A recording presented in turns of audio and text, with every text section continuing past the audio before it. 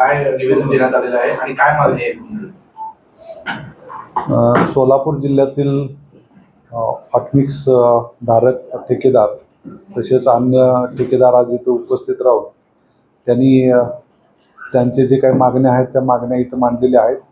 या मागण्यांच्यामध्ये प्रमुख मागणी त्यांनी केलेल्या कामांच्या निधीची मागणी केलेली आहे.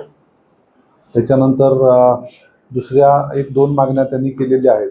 या मागण्या ज्या आहेत त्या मी शासनापर्यंत पोहोचवण्याचं काम मी करतो.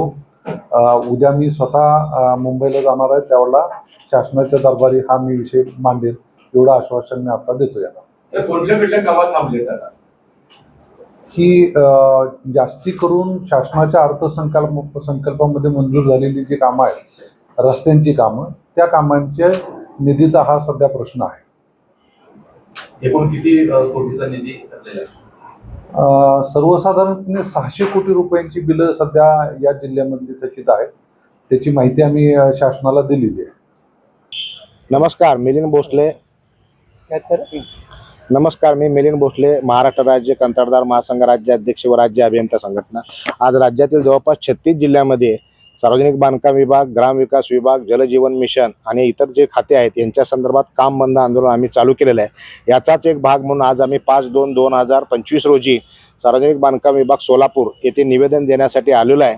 शासनाकडे गेल्या महिनाभरापासून आम्ही जो पाठपुरावा करतोय बैठकीसाठी आणि इतर मागण्यासाठी, पण शासनाकडून कोणताही प्रतिसाद न मिळाल्यामुळे आम्ही 30 तारखेला शासनाला आंदोलनाचा इशारा दिला होता की 5/2/2000 पासून राज्यातील सर्व विकास कामे सर्व विभागाचे बंद केले जातील, जेणेकरून ह्या शासनाला जाग येण्यासाठी अत्यंत गरजेचं आहे आणि शासन या प्रश्नावर अत्यंत गंभीर होणं अत्यंत गरजेचं आहे. जवळपास 81,000 कोटी रुपयाची देयक प्रलंबित आहेत. गेल्या 8 महिन्यापासून शासनाकडनं कोणत्याही विभागाला निधी प्राप्त होत नाही आहे.